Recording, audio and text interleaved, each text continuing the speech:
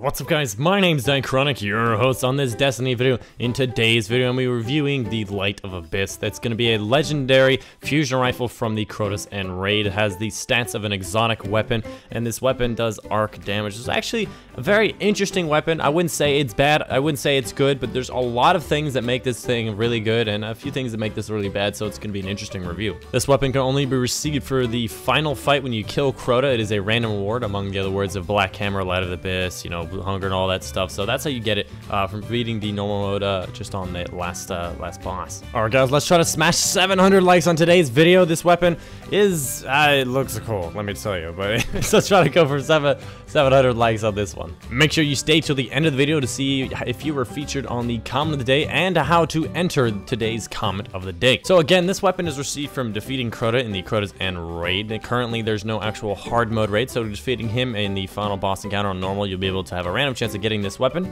This weapon does arc damage. This is the standard benefit. To be honest, there's way too many arc damage fusion rifles. I think every fusion rifle I've ever had really has been arc damage. You know, the Murmur has arc damage even though it has fire, which is why I really like it, because it has fire. The Plan C has arc damage. The other one I had was arc damage. That was a rare.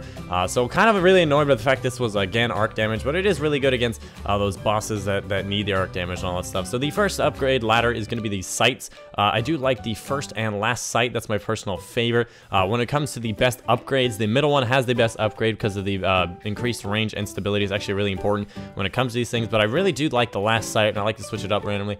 So I did pick the last sight in this actual video.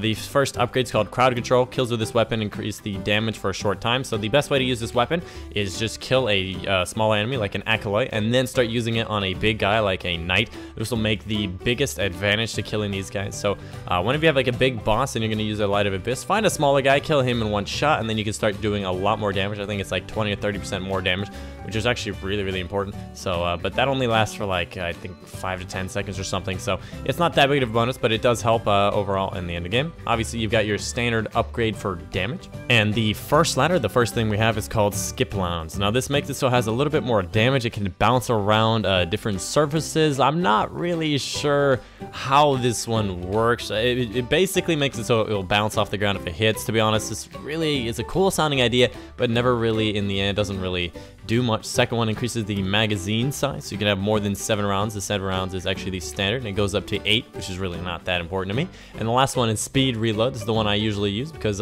you know, compared to the ceramic rounds, bouncing off the floor really doesn't matter because this weapon recoils up, not down. If it recoils down, it might be useful because it'll bounce off the floor and still hit the target. But again, yeah, I would go with the reload faster just because that seems like the best choice. And the last upgrade is called hip fire. Basically makes it so a better accuracy while firing from the hip.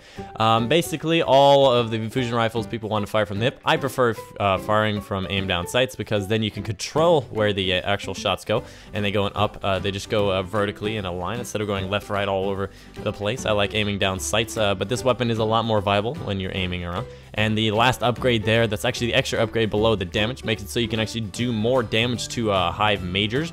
Again, makes it really, really good for killing Knights. I see a yellow health Knight and an Acolyte. I kill the Acolyte to get bound damage boost, and I start shooting the Hive Major. I'll do like 500 damage per shot. Shoots out to 6 shots in this little one charge, which is actually really, really good at killing these Hive Majors. So this is actually a really good gun, and you can pair it with some like a long-range gun because this thing will absolutely wreck at close range.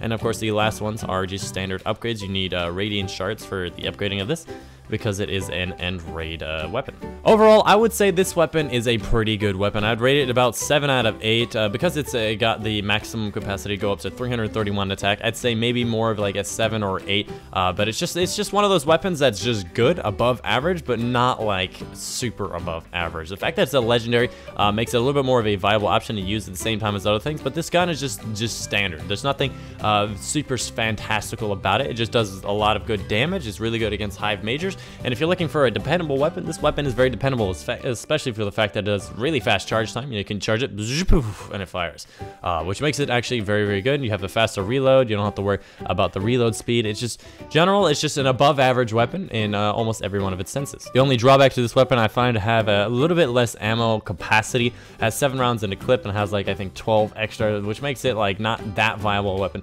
But when you're looking for a viable weapon for just like getting the damage downrange against those Hive, bosses, the wizards, the hive, mages, and all that stuff. It is really, really effective at taking those guys down a peg.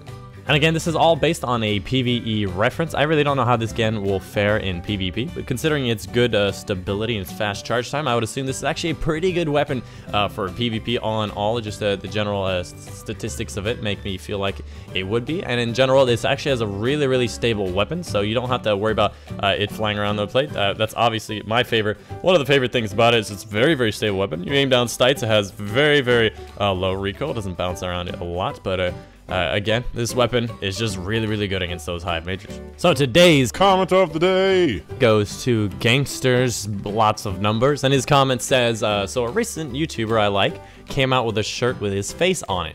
One day of wearing it, and my mom is already starting to question my sexuality. And I looked at this one, and I'm like reading it aloud. I'm just like, oh, moms. And I like this comment because it's just like, yeah, I could see my mom doing that. You know, it's basically you have a shirt and it just is a YouTuber's face on it. Like imagine if it was just Markiplier's face or a Syndicate's face with this big like smile and grin on his face on the shirt, and just like your mom goes around like, who is that? I've never seen that boy before. Is that like some famous celebrity of music or something? I don't know why all moms seem to be Valley girls to me, but it just seems like I don't know. It doesn't sound gay at all, to be completely honest, but it just seems like something mom would say, and I could definitely relate because I do some very questionable things in my own time.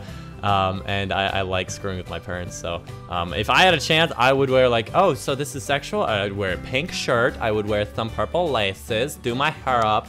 I don't know, it would be pretty funny to do all those things, and that's why I really, really liked it. Anyways, if you guys want to be featured in the comment of the day, make sure you leave down a comment, the hashtag comment of the day in it. Leave a funny, inspirational, or motivational response. Make sure you get nice and creative and original with it, and I'll try to include it in my next video. And don't worry if it's not on the next video. I do put them in a folder, so it could be 5 videos from now, so keep checking every day to see if it's there. Anyways, if you did like a video, make sure you leave a like down below as well. Subscribe for more Destiny content in the future. My name's been Chronic. I hope you guys enjoyed today's video, and I'll see you guys on the next one.